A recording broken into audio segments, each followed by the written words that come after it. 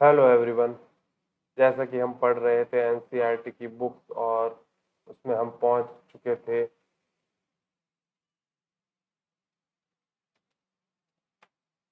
उसमें हम पहुंच चुके थे क्लास 8 में और उसकी हमने 2 बुक्स पढ़ ली थी और अब इसमें है पॉलिटी की बुक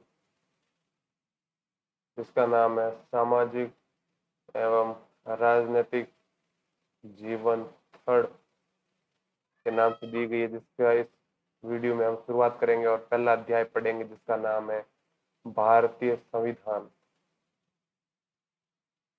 इस अध्याय में हम फुटबॉल के खेल से अपनी बात शुरू करेंगे। आप में से ज्यादातर बच्चों ने इस खेल के बारे में जरूर सुना होगा, बहुतों ने खेला भी होगा। जैसा कि इसमें नाम से ही अंदाजा हो जाता है कि यह खेल पैरों से संबंधित है। फुटबॉल का एक नियम यह है कि गोलकीपर के अलावा और कोई खिलाड़ी गेंद को बाहर से नहीं छू सकता। बाहर से नहीं छूता। अगर किसी खिलाड़ी की बाह गेंद को छू जाती है तो इससे फाउल या गलत माना जाता है। कहने का मतलब यह है कि अगर खिलाड़ी फुटबॉल को हाथों से लेकर एक दूसरे को थमाने लगे तो इस खेल को फुटबॉल नहीं माना जाएगा। इसी तरह हॉकी और क्रिकेट आदि दूसरे खेलों के भी कुछ नियम होते हैं। इन नियमों से खेल को परिभाषित करने और अलग अलग खेलों के बीच फर्क करने में मदद मिलती है। इन खेलों की तरह हर समाज में भी मूलभूत नियम होते हैं। इन्हीं से समाज का स्वरूप तय होता है। अलग अलग समाजों के बीच फर्क पता चलता है। बड़े समाजों में कई अलग अलग समुदाय एक साथ रहते हैं, वहाँ नियमों को आम सहमति के जरिए तय किया जाता है। आधुनिक देशों में यह सहमति आमतौर पर लिखित रूप से पाई जाती है। जिस दस्तावेज में हमें ऐसे नियम मिलते हैं उसे हम संविधान कहते हैं। कक्षा 6 और 7 में सामाजिक एवं राजनीतिक जीवन की पाठ्य पुस्तकों में हम भारतीय संविधान पर चर्चा कर चुके हैं। इन किताबों को पढ़कर क्या कभी यह सवाल आपके भीतर पैदा हुआ कि हमें संविधान की जरूरत क्यों पड़ती है? क्या आपने यह जानने की कोशिश की कि संविधान कैसे लिखा गया या इसे किसने लिखा था? इस अध्याय में हम उन्हीं मुद्दों पर चर्चा करेंगे और भारतीय संविधान की मुख्य बातों पर ध्यान देंगे। ये बातें भारतीय लोकतंत्र के लिए बहुत महत्वपूर्ण है। इस पुस्तक के विभिन्न अध्यायों में इनमें से कुछ बातों पर विशेष जोर दिया गया जाएगा। किस देश को संविधान की जरूरत पड़ती है? संविधान सभा की गठन की मांग को पहली बार अपनी अधिकृत नीति में शामिल किया। केवल भारतीयों को लेकर बनाने वाली एक स्वतंत्र संविधान सभा की यह मांग दूसरे विश्व युद्ध के दौरान और तेज हो गई और अंततः दिसंबर 1946 में संविधान सभा का गठन किया गया। पृष्ठ 2 पर दिए गए चित्र में संविधान सभा के कुछ सदस्यों को दर्शाया गया है। इस चित्र में दिसंबर 1946 में नवंबर 1949 के बीच संविधान सभा के स्वतंत्र भारत के लिए नए संविधान का प्रारूप तैयार किया गया। एक 150 साल की अंग्रेजी हुकूमत के बाद भारतीयों को आखिरकार अपनी नियति और भविष्य तय करने का मौका मिला था। संविधान सभा के सदस्यों ने स्वतंत्रता संघर्ष से उपजे महान आदर्शों को ध्यान में रखते हुए इस काम को गंभीरता से अंजाम दिया। संविधान सभा के कामों के बारे में आप इसी अध्याय में पढ़ेंगे। बगल में दिए गए चित्र में प्रधानमंत्री जवाहरलाल नेहरू संविधान सभा को संबोधित करते हुए, इसमें है ये पंडित जवाहरलाल नेहरू संविधान सभा को संबोधित करते हुए। अभी वो टॉपिक हमारा कि किस देश को संविधान की जरूरत किसी देश को संविधान की जरूरत क्यों पड़ती है। आज दुनिया से के ज्यादातर देशों के पास अपना संविधान है। आमतौर पर सभी लोकतांत्रिक देशों के बारे में उम्मीद की जा सकती है कि उनके पास संविधान जरूर होगा, लेकिन इसका मतलब ये नहीं कि जिन जिन देशों के पास अपने संविधान होते हैं वे लोकतांत्रिक देश ही होंगे। संविधान कई उद्देश्यों की पूर्ति करता है। पहला, यह दस्तावेज उन आदर्शों को सूत्रबद्ध करता है, जिसके आधार पर नागरिक अपने देश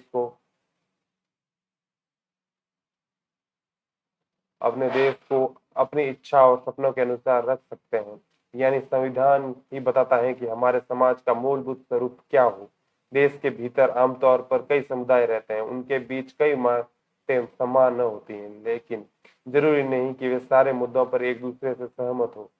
संविधान नियमों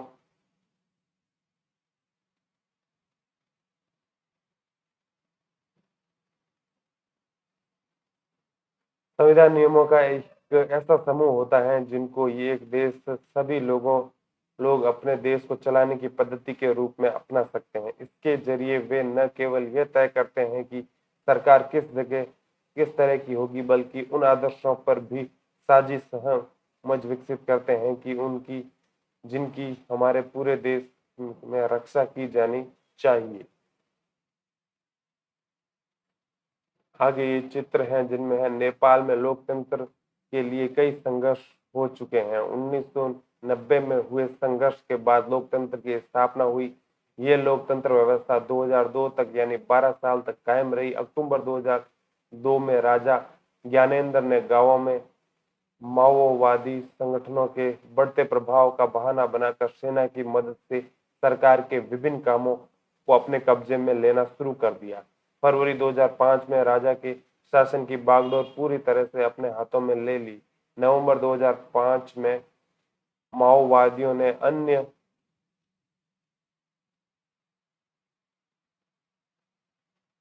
माओवादियों ने अन्य राजनीतिक दलों के साथ 12 सूत्री समझौते पर दस्तखत किए। इस समझौते में आम लोगों को लोकतंत्र में अमन चैन बहाल होने की उम्मीद दिखाई दे रही थी। लोकतंत्र के लिए चल रहा जन आंदोलन 2006 तक अपने शिखर पर पहुंच गया और आंदोलनकारियों ने राजा की ओर से दी गई छोटी छोटी रियासतों को नामंजूर कर दिया और आखिरकार अप्रैल 2006 में राजा की तृतीय संसद बहाल करके राजनीतिक दलों को सरकार बनाने का मौका देना पड़ा।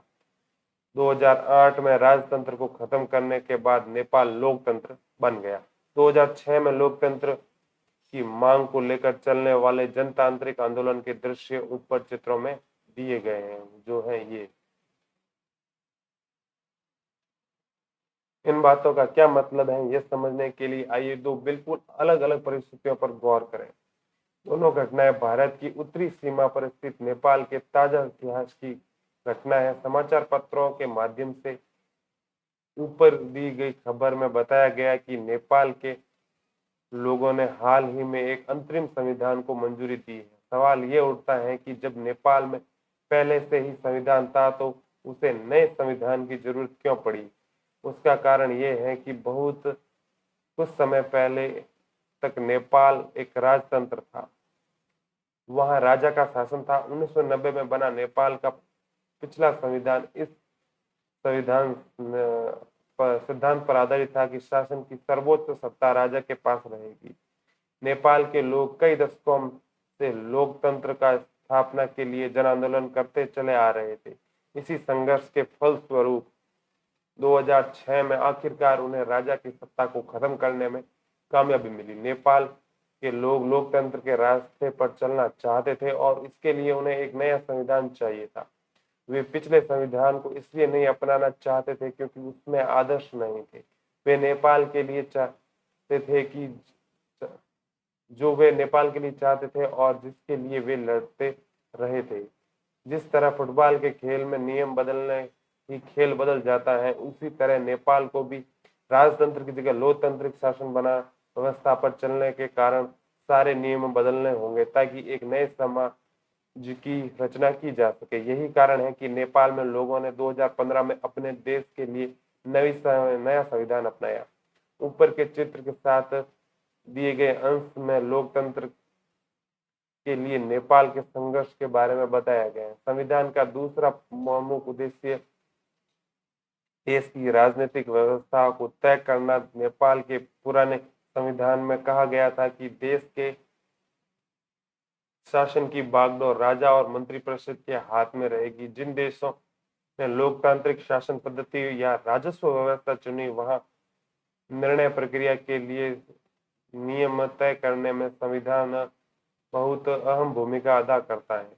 लोकतंत्र में हम अपने नेता खुद चुनते हैं ताकि हमारी ओर से वे सत्ता का जिम्मेदारी के साथ इस्तेमाल कर सकें। फिर भी इस बात की संभावना हमेशा रहती है कि ये नेता सत्ता का दुरुपयोग कर सकते हैं। इस तरह की विक्रियतों से बचाव का उपाय संविधान में मिलता है। राजनेताओं द्वारा सत्ता के इस दुरुपयोग से लोगों के साथ भारी अन्याय हो सकता है। इसका एक उदाहरण नीचे दी गई चित्र कथा पट में देखा जा सकता है।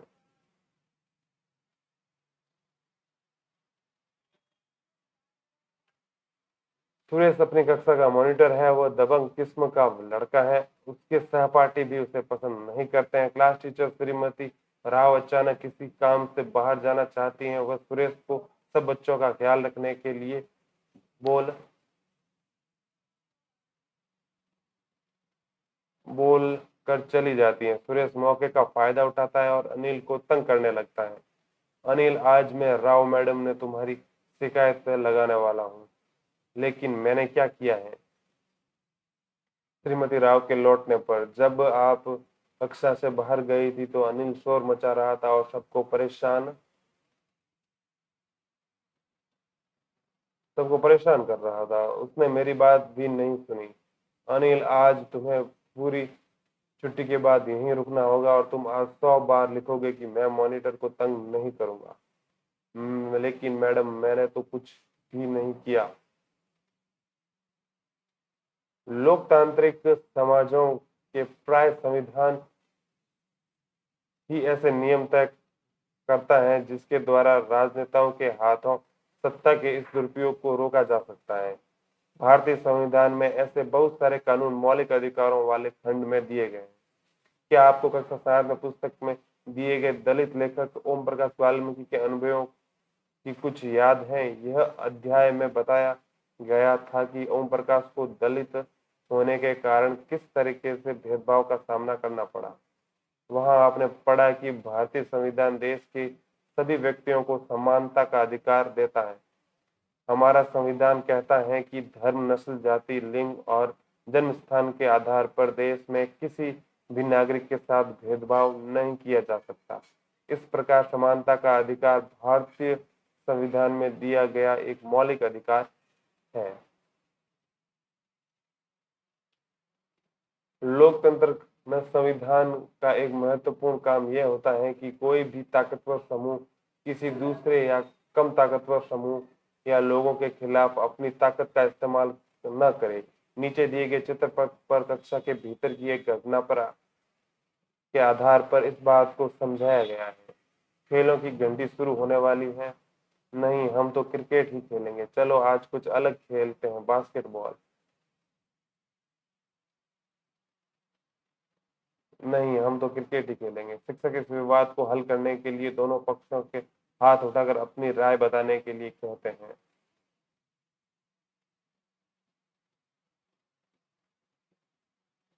ये है कि हमें सदा वही करना पड़ता है जो लड़के चाहते हैं क्योंकि उनकी संख्या ज्यादा है। मैडम को फैसला लेने का कोई और तरीका सोचना चाहिए ताकि हमारी इच्छा पर भी गौर किया जा सके।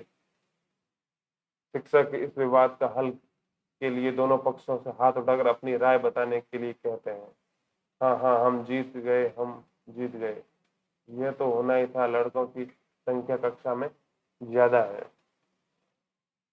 इस तरह के अस्वस्थ हालात लोकतंत्र समाजों में भी पैदा हो सकते हैं जहां बहुमत वाला गुट लगातार ऐसे फैसले लागू करता है जिससे अल्पसंख्यकों की सहमति नहीं होती है। उनका नुकसान होता है। जैसा कि इस चित्र कथा पट पर पता चलता है कि बहुत बहुमत की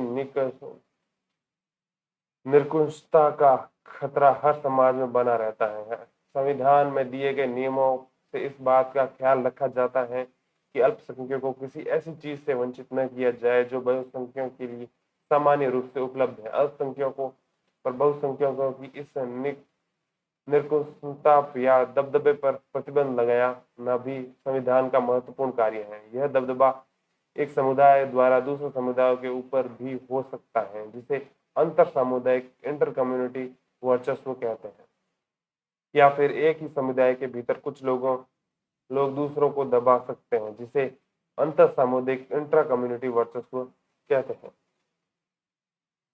संविधान क्यों होना चाहिए? इसका तीसरा महत्वपूर्ण कारण यह है कि हम खुद को अपने आप से बचा सकते हैं।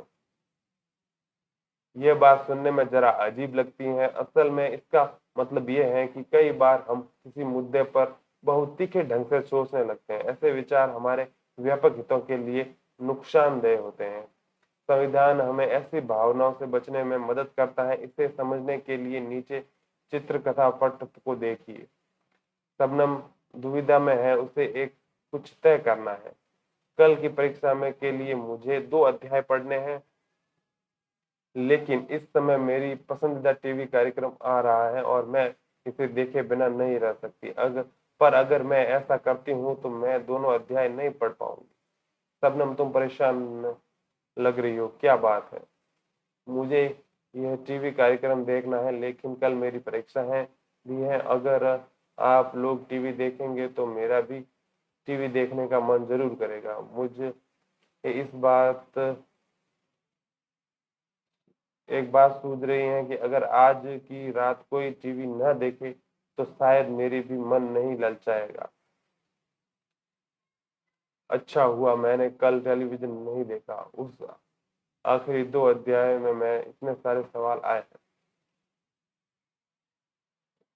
संविधान हमें ऐसे फैसले लेने से भी रोकता है जिसमें उन बड़े सिद्धांतों को ठेस पहुंच सकती है जिसके में देश आस्था रखता है। उदाहरण के तौर पर हो सकता है कि लोकतंत्र को मानने वाले अधिकांश लोग गंभीरता से महसूस करने लगे कि दलगत राजनीति यानी कि पार्टी पॉलिटिक्स बहुत विकृत हो चुकी है। इसलिए अब चीजों को दुरुस्त करने के लिए किसी तानाशाह को शासन सौंप देना चाहिए या फौजी शासन को लाना चाहिए। इस भावना से में बढ़कर लोग बहुधा इस बात को महसूस नहीं कर पाते कि लंबे दौर से तानाशाही शासन तो इसके सारे हितों को तहस-नहस कर देगा। एक अच्छा संविधान देश की बुनियादी संरचना को इस तरह से उन्माद और से बचाता है। यह ऐसे प्रावधानों को आसानी से पलटने नहीं देता जिनके जरिए नागरिकों को अधिकारों का आश्वासन मिलता है और उनकी स्वतंत्रता की रक्षा होती है। इस चर्चा में आप समझ चुके जाएंगे कि संविधान किसी भी लोकतांत्रिक समाज में कितनी महत्वपूर्ण भूमिका निभाता है। ये दिया हुआ है। आइए हम निम्नलिखित उदाहरणों में जुड़े मूलभूत नियमों को तालिका में भरें और जिसके जरिए आप बात को दोहराएं कि लोकतंत्र समाज में संविधान अब इतनी महत्वपूर्ण भूमिका क्यों निभाता है। उदाहरण, नेपाल में लोकतंत्र के चले आंदोलन की सफलता के बाद वहां के लोगों ने एक नया संविधान अपनाया। यह ऐसे आदर्श हैं जिनसे पता चलता है कि हम किस तरह की शासन व्यवस्था में रहना चाहते हैं। सुरेश अपने सहपाठी अनिल को बेवजह परेशान कर रहा है। लड़कियों को फुटबॉल खेलने का मौका नहीं मिलता क्योंकि उनकी कक्षा में लड़कों की संख्या ज्यादा है। और शबनम ने टीवी देखने के बजाय अपने अध्यायों को दोहराने का फैसला लिया।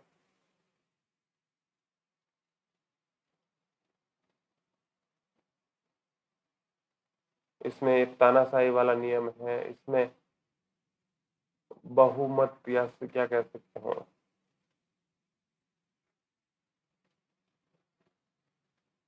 अल्पसंख्यक और बहुसंख्यक वाली बात है। और इसमें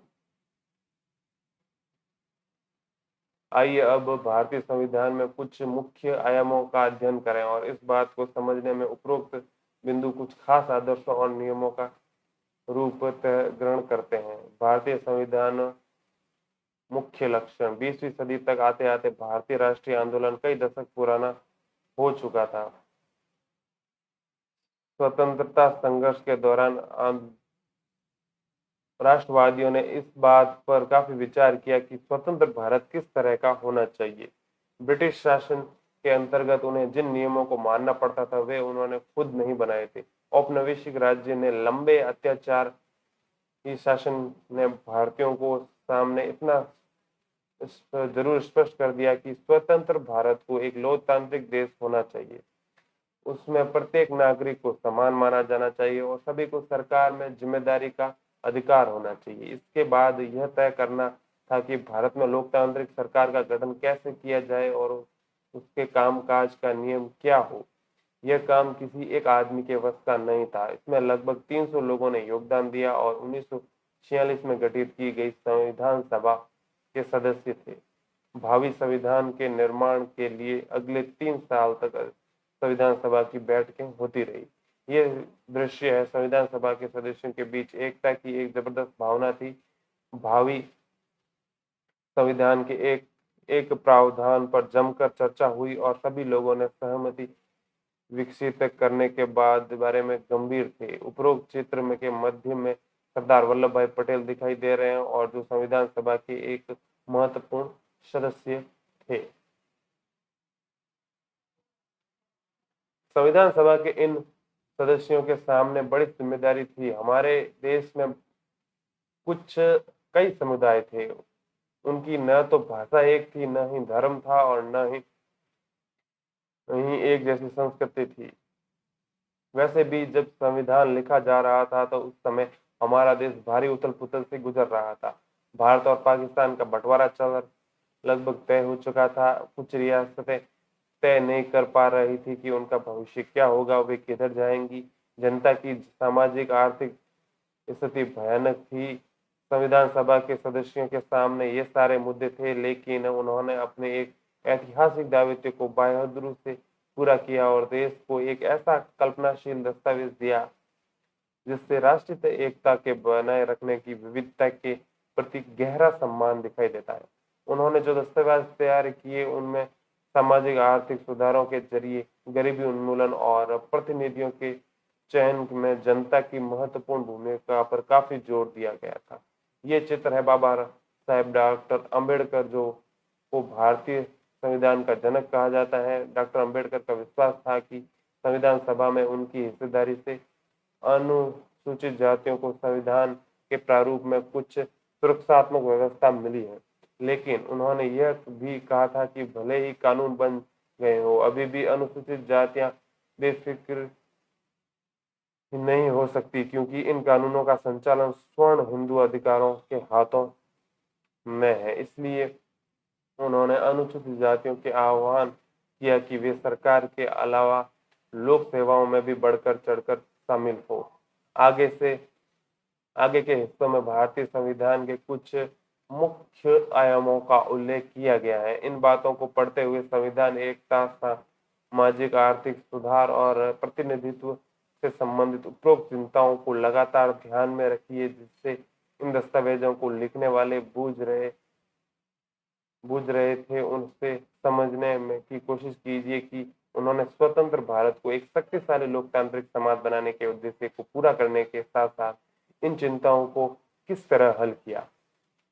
अगला है संघवाद, फेडरलिज्म। इसका मतलब है देश में एक से ज्यादा स्तर की सरकारों का होना।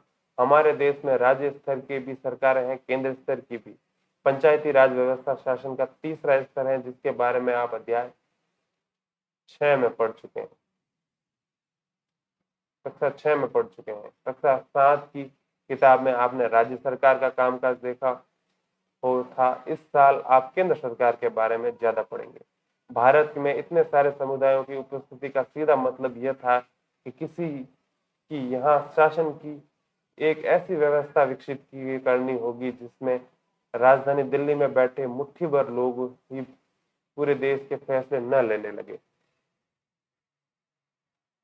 इसलिए प्रांतीय स्तर की भी सरकार की व्यवस्था की गई ताकि इलाके में इलाके के हिसाब से अलग अलग फैसले भी लिए जा सकें। भारत के सभी राज्यों को कुछ मुद्दों पर फैसले लेने का स्वायत्त अधिकार है। राष्ट्रीय महत्व के सवालों पर सभी राज्यों को केंद्र सरकार द्वारा बनाए गए कानूनों को मानना पड़ता है। कार्य क्षेत्र की स्पष्टता के लिए संविधान में कुछ सूचियां दी गई हैं, जिनमें बताया गया है कि कौन से स्तर की सरकार किन मुद्दों पर कानून बना सकती है। इसके साथ संविधान यह भी तय करता है कि प्रत्येक स्तर की सरकार अपने कार्यों के लिए पैसे का इंतजाम कहां से कर सकती है। संघवाद के अंतर्गत का राज्य केवल केंद्रीय सरकार के प्रतिनिधि नहीं होते, उन्हें भी संविधान से ही अपनी ताकत और अधिकार मिलते हैं। भारत के सभी लोग इस सभी स्तरों की सरकारों द्वारा बनाए गए कानूनों और नीतियों के अंतर्गत आते हैं।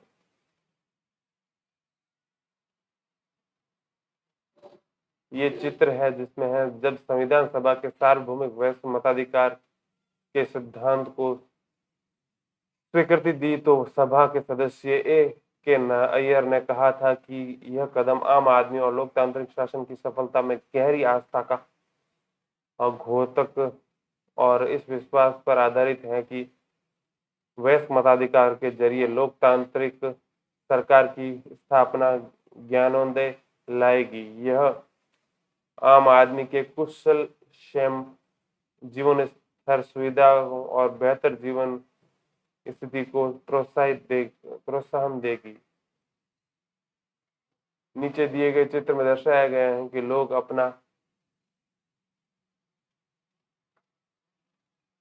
अपना वोट डालने के लिए कतार में खड़े हैं।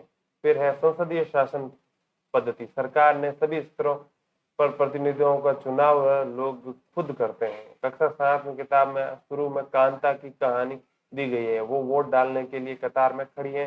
भारत का संविधान अपने सभी वयस्क नागरिकों को वोट डालने का अधिकार देता है। संविधान सभा के सदस्य जब संविधान की रचना कर रहे थे तो उन्होंने लगा कि स्वतंत्रता संघर्ष ने भारतीय जनता को वयस्क मताधिकार का प्रयोग करने के योग्य बना दिया है।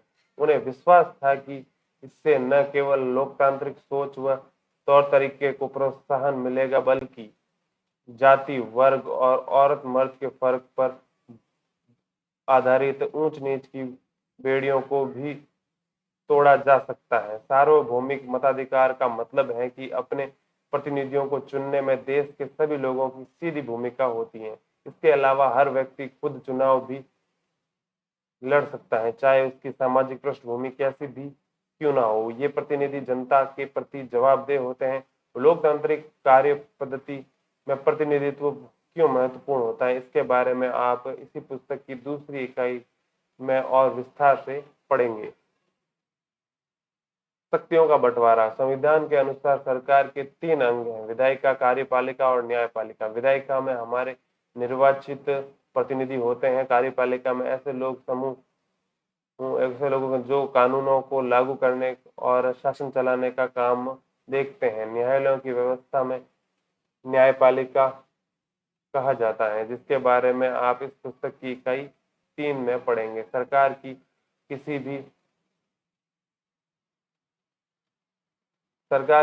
भी शाखा द्वारा सत्ता के दुरुपयोग को रोकने के लिए प्रावधान किया गया है कि इन सभी अंगों की शक्तियां एक दूसरे के अलग अलग होगी। शक्तियों के इस बंटवारे के आधार पर प्रत्येक अंग दूसरे अंग पर अंकुश रखता है और इस तरह तीनों अंगों के बीच सत्ता संतुलन बना रहता है। ये चित्र के अनुसार है, संविधान सभा के सदस्यों को भय था कि कहीं कार्यपालिका इतनी ताकतवर न हो जाए कि विधायिका के प्रति अपने दायित्वों की उपेक्षा ही करने लगे।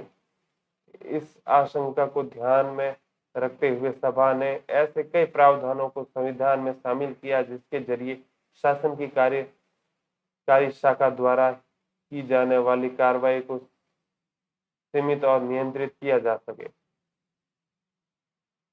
इस अध्याय में राज्य शब्द का अक्सर इस्तेमाल किया गया है। ध्यान रखें, इसका मतलब राज्य सरकारों से नहीं है।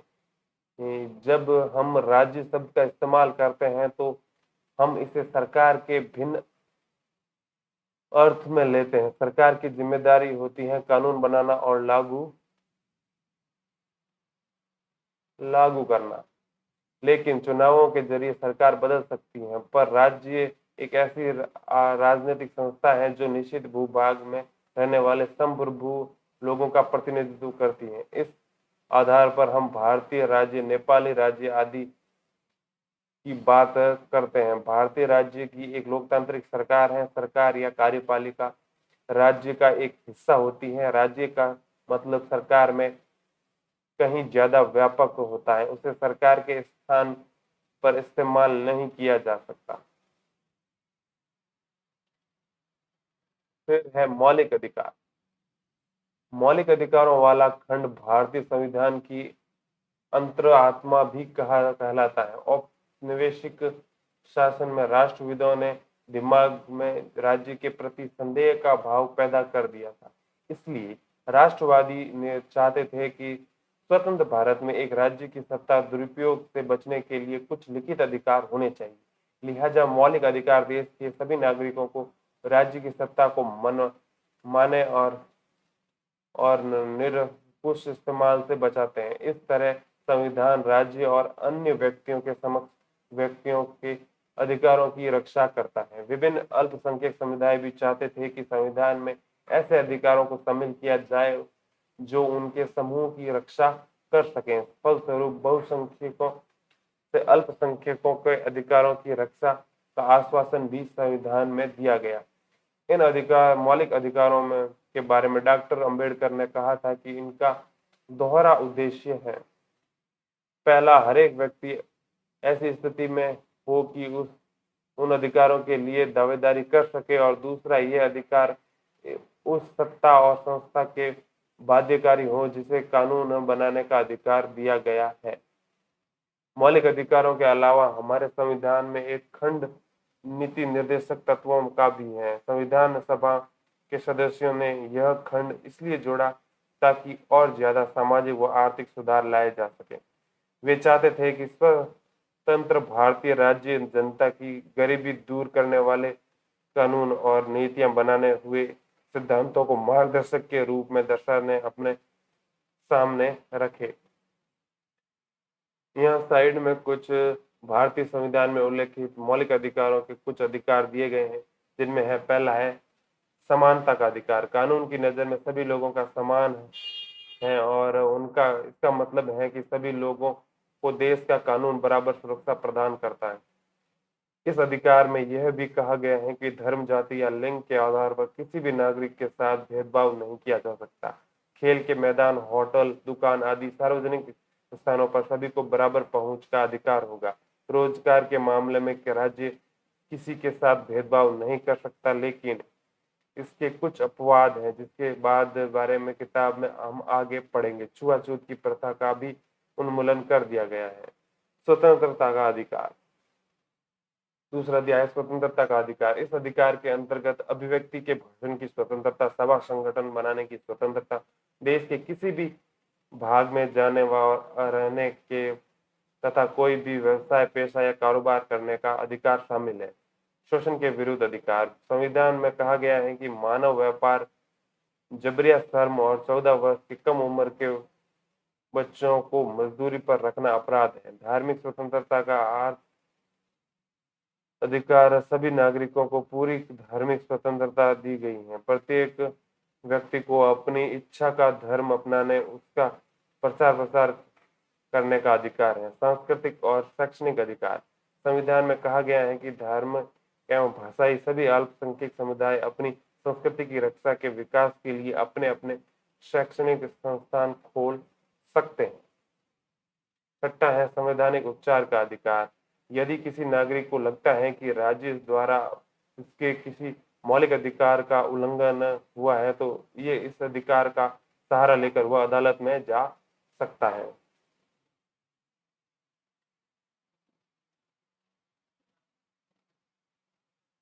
पांचवा पॉइंट है धर्मनिरपेक्षता। धर्मनिरपेक्षता राज्य वह होता है जिसमें राज्य अधिकृत रूप से किसी भी धर्म को राजनीतिक धर्म के रूप में बढ़ावा नहीं देता। इसके बारे में हम अगले अध्याय में और विस्तार से पढ़ेंगे।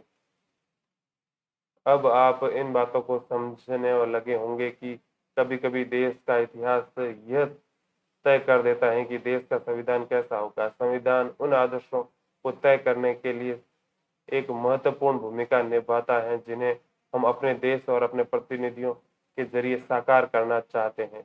जिस तरह फुटबॉल के नियम बढ़ते ही खेल बदल जाता है, उसी तरह जिस देशों के संविधान के भारी बदलाव आ जाते हैं, वहां देश का बुनियादी स्वरूप भी बदल जाता है। हम नेपाल में देख चुके हैं कि वहां लोकतंत्र बनाने की जरूरत के साथ एक नए संविधान की जरूरत भी पैदा हो गई थी। ऊपर हमने संविधान के जिन आयामों का जिक्र किया वे कई बार काफी जटिल दिखाई देते हैं, उन्हें समझने में मुश्किल भी महसूस होती है, लेकिन अभी आप इस बारे में ज्यादा फिक्र ना करें। इस पुस्तक में बाकी अध्यायों में अगली कक्षाओं में भारतीय संविधान के इन सभी पहलुओं के बारे में आप लगातार सीखते जाएंगे, ठोस रूप से इसका अर्थ जान पाएंगे। पास के चित्र देखें तो ये पहला चित्र, ये है दूसरा चित्र और ये तीसरा चित्र। उपरोक्त तस्वीरों में 24 जनवरी 1950 को संविधान सभा के विभिन्न सदस्य अपनी आखिरी बैठक में संविधान की एक प्रति पर हस्ताक्षर कर रहे हैं। सबसे ऊपर वाले चित्र में प्रधानमंत्री जवाहरलाल नेहरू दस्तखत कर रहे हैं। दूसरे चित्र में संविधान सभा के अध्यक्ष डॉक्टर राजेंद्र प्रसाद। सबसे निचले चित्र में दाएं से बाएं क्रम में लोग दिखाई दे रहे हैं। श्री जयराम दास दौलतराम, खाद्य एवं कृषि मंत्री राजकुमारी अमृत कौर, स्वास्थ्य मंत्री डॉक्टर जॉन मथाई, वित्त मंत्री सरदार वल्लभ भाई पटेल उप प्रधानमंत्री तथा इनके पीछे जगजीवन राम श्रम मंत्री खड़े हैं।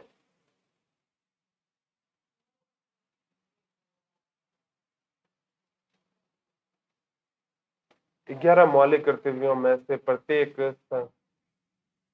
से संबंधित रेखा चित्र, तस्वीरें बनाए अथवा उन पर कविताएं और लिख के उनमें चर्चाएं करें, ये आप कर सकते हैं। इसी के साथ ये चैप्टर यहीं खत्म होता है और नेक्स्ट वीडियो में हम इसके बारे में और आगे पढ़ेंगे इसी बुक के नेक्स्ट अध्याय या चैप्टर्स में। तब तक के लिए धन्यवाद। Thank you.